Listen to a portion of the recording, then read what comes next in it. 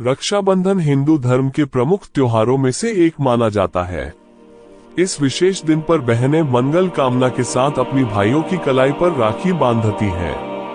हिंदू धर्म में राखी के पर्व को रिश्तों में मिठास और विश्वास को बढ़ाने वाला दिन माना गया है। सभी घरों में इस दिन को अलग अलग मान्यताओं और प्रेम भाव के साथ मनाया जाता है। वहीं इस साल राखी का त्योहार सभी के लिए लाभ योग से भरा हुआ है। इस दिन सावन माह का अंतिम सोमवार और पूर्णिमा भी है। इस दौरान सर्वार्थ सिद्धि योग, रवि योग, शोभन योग और श्रवण नक्षत्र का महासयोग भी बनेगा। आज हम रक्षा बंधन की कथा, शुभ मुहूर्त और पूजा विधि, राखी बांधने और उतरने के नियमों के बारे में विस्तार से जानेंगे। आइए पहले कथा से शुरू करते हैं। राजा बलि का दान धर्म इतिहास में सबसे ज्यादा प्रख्यात है। एक बार मां लक्ष्मी ने राजा बलि को राखी बांधकर बदले में उनसे भगवान विष्णु को मांगा था। कहानी इस तरह है कि एक बार राजा बलि ने यज्ञ का आयोजन किया। तब उनकी परीक्षा लेने के लिए भगवान विष्णु वामनावतार लेकर आए और दानवीर राजा बलि से 3 पग भूमि मांग ली। बलि ने हाँ कह दिया तो वामनावतार ने 2 पग में ही सारी धरती और आकाश नाप लिया। राजा बलि समझ गए कि भगवान विष्णु स्वयं उनकी परीक्षा ले रहे हैं। तीसरा पग रखने के लिए उन्होंने भगवान के सामने अपना सिर आगे कर दिया। फिर उन्होंने भगवान से याचना की कि अब तो मेरा सब कुछ चला ही गया है, प्रभु आप मेरी विनती स्वीकारें और मेरे साथ पाताल में चलकर रहें।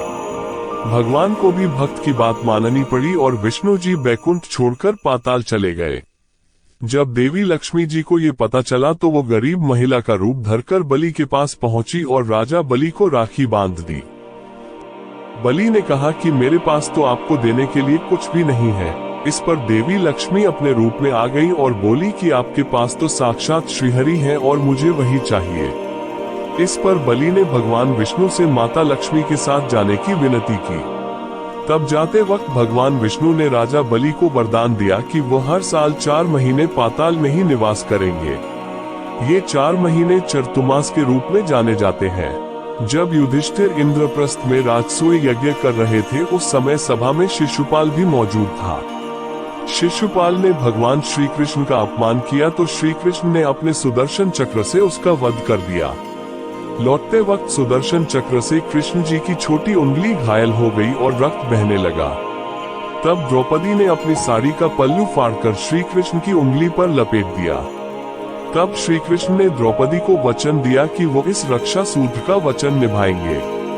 इसके बाद जब कौरवों ने द्रौपदी का चीरहरण किया तो श्री कृष्ण ने चीर बढ़ाकर द्रौपदी की लाज रखी। मान्यता है कि जिस दिन द्रौपदी ने श्री कृष्ण की उंगली पर साड़ी का पल्लू बांधा था वो श्रावण पूर्णिमा ही थी। ये तो थी राखी के बारे प्रचलित कथाएं। देखते हैं राखी बांधने की सही विधि। राखी बांधने के लिए सबसे पहले थाली में रोली, अक्षत, मिठाई और राखी रख ले। अब सबसे पहले भाई के दाहिने कलाई पर राखी बांधें, क्योंकि इस हाथ में राखी बांधना शुभ होता है। फिर उसे मिठाई खिलाएं। अब सुख समृद्धि की कामना करते हुए भाई की आरती उतारें। इस दौरान भाई को बहनों के चरण स्पर्श करने चाहिए। ऐसा करना बेहद शुभ होता है। राखी खोलने के नियम: कभी भी तुरंत या फिर रक्षाबंधन के कुछ दिन बाद ही राखी नहीं खोलनी चाहिए। राखी को कम से कम जन्माष्टमी तक बांधकर रखना चाहिए। राखी को उतारकर कभी भी इधर उधर नहीं फेंकना चाहिए। आप इसे किसी बहते जल स्रोत में विसर्जित कर सकते हैं या फिर किसी पेड़ पौधे में रख सकते हैं।